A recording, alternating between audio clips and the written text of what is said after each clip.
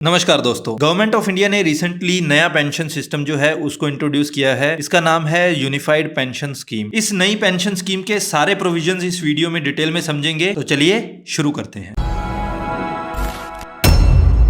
सबसे पहला बेनिफिट यहाँ पर यह होने वाला है कि आपको एक एश्योर्ड पेंशन अब यहाँ पर मिलने वाली है। कोई भी व्यक्ति जब वो रिटायर होगा तो उसकी लास्ट 12 महीनों की जो सैलरी है उसका एवरेज किया जाएगा, लास्ट महीनों की जो बेसिक पे है उसको एवरेज किया जाएगा और उसका 50% जो है आपको एश्योर्ड पेंशन के रूप में दिया जाएगा। अब ये जो मिनिमम 50% पेंशन है इसको प्राप्त करने के लिए आपको मिनिमम 25 साल की सर्विस करनी जरूरी है। हालांकि जो एश्योर्ड पेंशन है वो आपकी 10 साल की सर्विस के बाद ही स्टार्ट हो जाती है, लेकिन 25 साल से 10 साल की तरफ जैसे जैसे कम सर्विस की तरफ हम जाते जाएंगे तो उसी प्रोपोर्शन में आपकी ये जो परसेंटेज है ये कम होती चली जाएगी। दूसरा बड़ा चेंज ये है कि गवर्नमेंट का कंट्रीब्यूशन अब आपकी पेंशन में जो होने वाला है उसको इंक्रीज कर दिया गया है। पहले क्या था, जब एनपीएस को इंट्रोड्यूस किया गया था तो उस समय बेसिक पे प्लस डीए इसको मिलाकर 10% आपका कंट्रीब्यूशन काटा जाता था, प्लस 10% जो है वो गवर्नमेंट का कंट्रीब्यूशन रहता था। लेकिन 2019 में क्या किया गया, इस कंट्रीब्यूशन को इंक्रीज कर दिया गया। गवर्नमेंट का कंट्रीब्यूशन वो 14% रहने लगा और आपका कंट्रीब्यूशन यहाँ पर 10% ही रहने दिया गया। अभी ये जो यूनिफाइड पेमेंट स्कीम जो है इसमें क्या किया गया है, ये गवर्नमेंट का जो कंट्रीब्यूशन है उसको फिर से इंक्रीज करके 18.5% कर दिया गया है, लेकिन आपका कंट्रीब्यूशन जो है वो अभी भी 10% ही रहने वाला है। तीसरा बड़ा चेंज जो किया गया है कि आपकी फैमिली को भी जो पेंशन मिलने वाली है वो अश्योर्ड रहने वाली है। कुछ कंडीशंस में ऐसा भी होता है कि पेंशनर जो है वो अपनी सर्विस के कुछ सालों बाद ही एक्सपायर कर जाता है, तो उस केस में उसकी जो फैमिली मेंबर्स होते हैं उनको फाइनेंशियली सपोर्ट की आवश्यकता होती है, तो उस केस में उनको दी जाती है फैमिली पेंशन। तो फैमिली पेंशन के केस में क्या होने वाला है, जो पेंशनर था उसको जो भी पेंशन आ रही थी उसका 60% जो है उसकी फैमिली को पेंशन के रूप में दिया जाएगा। सपोज कोई व्यक्ति जो है उसकी पेंशन 30,000 रुपए आ रही थी तो उसकी फैमिली को जो पेंशन है वो 18,000 रुपए पर मंथ दी जाने वाली है। यहाँ पर चौथा बड़ा चेंज ये किया गया है कि आपकी मिनिमम पेंशन जो है उसको भी अश्योर किया गया है। कोई व्यक्ति अगर वो अपनी 10 साल की सर्विस पूरी कर लेता है तो उसको मिनिमम 10,000 रुपए पर मंथ की पेंशन तो दी ही जाएगी, इससे कम उसकी पेंशन नहीं की जा सकती है। लेकिन अगर कोई व्यक्ति 25 साल की सर्विस पूरी कर लेता है तो उस केस में क्या रहने वाला है, उसकी जो बेसिक पे है पिछले 12 महीनों का एवरेज निकाल लिया जाएगा और इस एवरेज का जो 50% जो है वो मिनिमम पेंशन के रूप में अश्योर्ड रूप से दिया ही जाएगा। पांचवा बड़ा चेंज और सबसे इंपॉर्टेंट चेंज जो है, यहाँ पर इन्फ्लेशन को भी अकाउंट में लिया गया है, यानी कि फ्यूचर में जैसे जैसे इन्फ्लेशन बढ़ेगी आपकी पेंशन भी बढ़ने वाली है। तो जो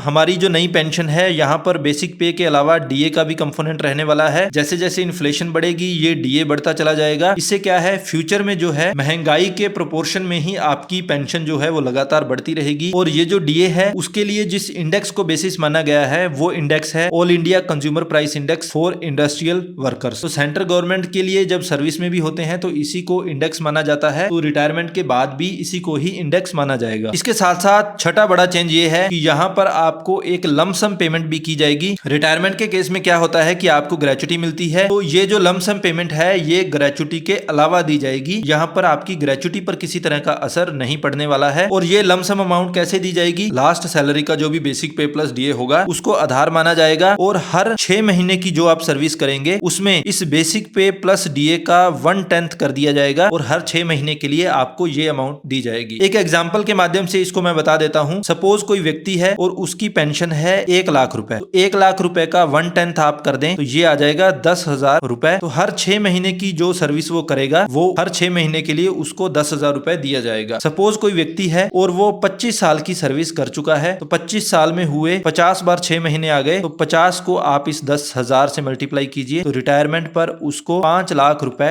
एडिशनल यहाँ पर लमसम के रूप में मिलने वाले हैं। अब यहाँ पर एक इंपॉर्टेंट चीज ये है कि ये जो लमसम पेमेंट आपको मिलेगी इसकी वजह से आपकी पेंशन पर कोई असर नहीं पड़ने वाला है। कुछ केसेस में ऐसा भी होता था, सपोज किसी व्यक्ति की 40,000 रुपए पेंशन है। पहले ये होता था कि अगर मान लीजिए आप रिटायरमेंट के समय कुछ लमसम अमाउंट ले लेते हैं, मान लीजिए आपने 4 लाख रुपए यहाँ पर ले लिया, तो इसी प्रोपोर्शन में इस 4 लाख रुपए को इस पेंशन में से ही काटा जाएगा। तो फ्यूचर में क्या होता था, आपकी पेंशन कुछ कम हो जाती थी। फॉर एग्जाम्पल हम ये मान के चल सकते हैं 30 या 31,000 आपकी पेंशन हो जाएगी, तो आपकी पेंशन जो है कम हो जाती थी अगर आप रिटायरमेंट के समय कुछ लमसम अमाउंट लेते थे, लेकिन अभी ऐसा नहीं होने वाला है। आपकी पेंशन पर कोई फर्क नहीं पड़ेगा और आपको कुछ लमसम पैसा भी मिल जाएगा। अब 2004 में एनपीएस को इंट्रोड्यूस किया गया था। इस चीज को पूरे 20 साल के आसपास हो चुके हैं। तो इन 20 सालों में बहुत सारे ऐसे एम्प्लॉइज जो हैं जो कि एनपीएस के अंडर रिटायर्ड हो चुके हैं, इनको भी अब यूपीएस के अंडर लाया जाएगा और ये जो नई पेंशन स्कीम है इसका बेनिफिट इनको दिया जाएगा। अब यहाँ पर क्या होने वाला है, सपोज एनपीएस में किसी व्यक्ति को 10,000 रुपए पेंशन मिल रही थी, तो यूपीएस में उसकी पेंशन बन रही है मान लीजिए 15,000 रुपए। तो ये जो 5,000 रुपए का डिफरेंस है ये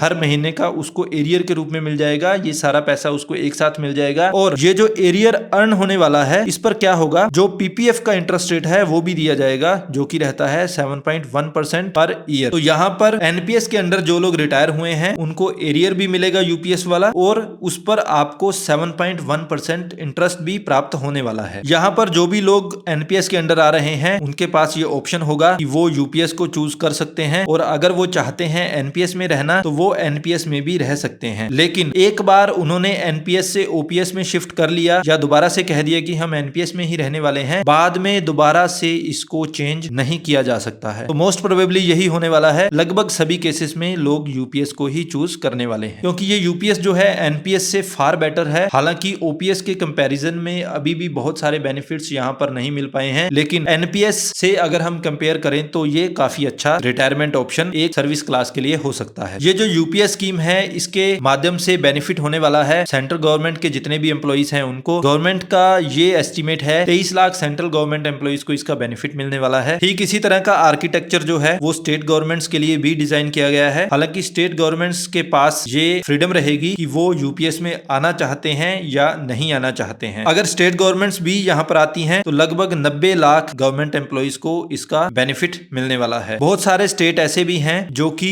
ओपीएस में ऑलरेडी चले गए हैं। वहां पर यह देखना इंटरेस्टिंग होने वाला है कि क्या वो वापिस से यूपीएस में शिफ्ट होने वाले हैं या नहीं होने वाले। ये जो नई यूपीएस स्कीम है ये लागू होने वाली है 1 अप्रैल 2025 से, यानी कि नेक्स्ट फाइनेंशियल ईयर जब शुरू होगा उसी समय से ये यूपीएस जो है लागू होने वाली है। इस स्कीम में रिव्यू का भी ऑप्शन रखा गया है, यानी कि इस स्कीम को अब इंप्लीमेंट कर दिया जाएगा और 3 साल के बाद गवर्नमेंट इसको दोबारा से रिव्यू करेगी कि क्या इसमें कुछ और चेंजेस करने की आवश्यकता है या नहीं है। इसके अलावा गवर्नमेंट का जो कंट्रीब्यूशन है 18.5% जो है इसको भी चेंज किया जा सकता है, लेकिन अभी ये कहा जा रहा है कि इसको डिक्रीज नहीं किया जा सकता है, सिर्फ इंक्रीज किया जा सकता है। तो मोस्ट प्रोबेबली 18.50% से इसको इंक्रीज किया जा सकता है अगले 3 साल के बाद। कंट्रीब्यूशन के हिसाब से इसमें क्या नया है, ओल्ड पेंशन स्कीम में क्या होता था कि सारा कंट्रीब्यूशन गवर्नमेंट देती थी। न्यू पेंशन स्कीम में गवर्नमेंट कंट्रीब्यूशन देती थी 14% और एम्प्लॉई भी कंट्रीब्यूट करता था अपनी बेसिक पे प्लस डीए का 10%। लेकिन यहाँ पर क्या होने वाला है, एम्प्लॉई वही 10% कंट्रीब्यूट करेगा, लेकिन गवर्नमेंट जो है वो 18.5% कंट्रीब्यूट करने वाली है। क्या आप यूपीएस से एनपीएस में स्विच कर सकते हैं बाद में? तो यहाँ पर ये ऑप्शन सिर्फ एक बार दिया जा रहा है। आप ऑप्ट करेंगे, आप एनपीएस में जाना चाहते हैं या यूपीएस में जाना चाहते हैं। एक बार मान लीजिए आपने एनपीएस को ऑप्ट कर लिया या यूपीएस को ऑप्ट अगर आपने कर लिया तो उसके बाद आप अपने डिसीजन को रिवर्स नहीं कर सकते हैं। तो ये थे सारे इंपॉर्टेंट बेनिफिट जो आपको ऑफर किए जाने वाले हैं। आई होप ये वीडियो आपके लिए इन्फॉर्मेटिव रही होगी। अगर आपको हमारा वीडियो अच्छा लगा और हमारे कंटेंट के लिए अगर आप हमें अप्रिशिएट करना चाहते हैं तो please like and share the video and don't forget to subscribe the channel. Thank you so much.